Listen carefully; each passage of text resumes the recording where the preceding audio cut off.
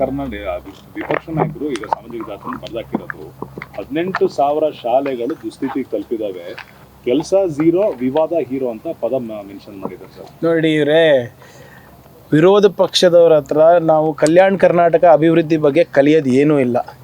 ಇದೇ BJP ಅವರು article 371 ತಿರಸ್ಕಾರ ಮಾಡಿದ್ರು. ಇವ್ರ ಹತ್ರ ಕಲಿಯೋದೇನಿಲ್ಲ. ಮತ್ತು ಇವರಿದ್ದಾಗ ಎಷ್ಟು ಕೊಟ್ಟರು? ಇವರಿದ್ದಾಗ 371Jನ ಅಪ್ರೂವ್ ಮಾಡಿಲ್ಲ. ಇವರಿದ್ದಾಗ RSS ಅವರ ಒಂದು ಮಾನವ ಸಂಪನ್ಮೂಲ ಸಂಸ್ಥೆ ಮಾಡಿಬಿಟ್ಟು 200-300 ಕೋಟಿಗೆ ಲೂಟಿ ಹೊಡಿಲಿಕ್ಕೆ ಅವಕಾಶ ಮಾಡಿಕೊಟ್ಟಿದ್ರು KKRDB ಹಣದಿಂದ. ಇವ್ರು ಎಷ್ಟು 1,000 ಕೋಟಿನೂ ಕೊಟ್ಟಿಲ್ಲ. ಇವತ್ತು 5,000 ಕೋಟಿ ರೂಪಾಯಿಯನ್ನು ನಾವು ಕೊಟ್ಟಿದ್ದೇವೆ. ಇವತ್ತು ಅಕ್ಷರ ಆವಿಷ್ಕಾರ ಅಂದ್ಬಿಟ್ಟು ಹೊಸ ಯೋಜನೆಯನ್ನು ಬರೀ ಎಜುಕೇಷನಿಗೆ ಮಾಡ್ತಾಯಿದ್ದೀವಿ. ಇಲ್ಲಿ ಬೆಂಗಳೂರಿನಲ್ಲಿ ಕೂತ್ಕೊಂಡು ಇವರು ನಮ್ಮ ಭಾಗದ ಬಗ್ಗೆ ಮಾತಾಡ್ತಾರಲ್ಲ, ಇವರಿದ್ದಾಗ ಏನು ಮಾಡಿದ್ರು ಅಂತ ಹೇಳಿಬಿಡಲಿ. ನನಗೆ 5 ಮುಖ್ಯಮಂತ್ರಿಗಳು ಕೊಟ್ಟರಲ್ಲಪ್ಪ BJP ಅವರು.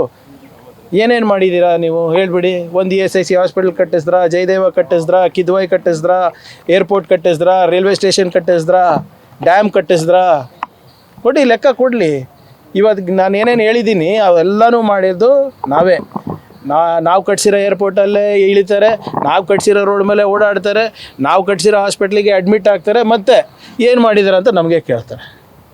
ಇವರೆಲ್ಲ ಎಲ್ಲಿ ಕರೋನಾ ಸಂದರ್ಭದಲ್ಲಿ ಯಾವ್ಯಾವ ಹಾಸ್ಪಿಟ್ಲ್ ಹೋಗಿದ್ರು ಈ BJP ನಾಯಕರು ಸಪೋರ್ಟರ್ಸು ಎಲ್ಲ ನಾವು ಕಟ್ಸಿದ್ದೆ ಅಲ್ವಾ ಸರ್? ಈಗ ಕೆಂಪೇಗೌಡ ಜಯಂತಿ ಸಮಯದಲ್ಲಿ ಗಲಾಟೆ ಸಂಬಂಧಪಟ್ಟಂತೆ ಅರೆಸ್ಟ್ ಆಗಿದ್ದಾರೆ. ಅದಕ್ಕೆ ಕಾಂಗ್ರೆಸ್ BJP ಅವರು ಏನು ಹೇಳ್ತಿದ್ದಾರೆ, ಪ್ರಚೋದನೆ ಮಾಡಿದವ್ರ ವಿರುದ್ಧ ಕ್ರಮ ಆಗಬೇಕಲ್ಲ.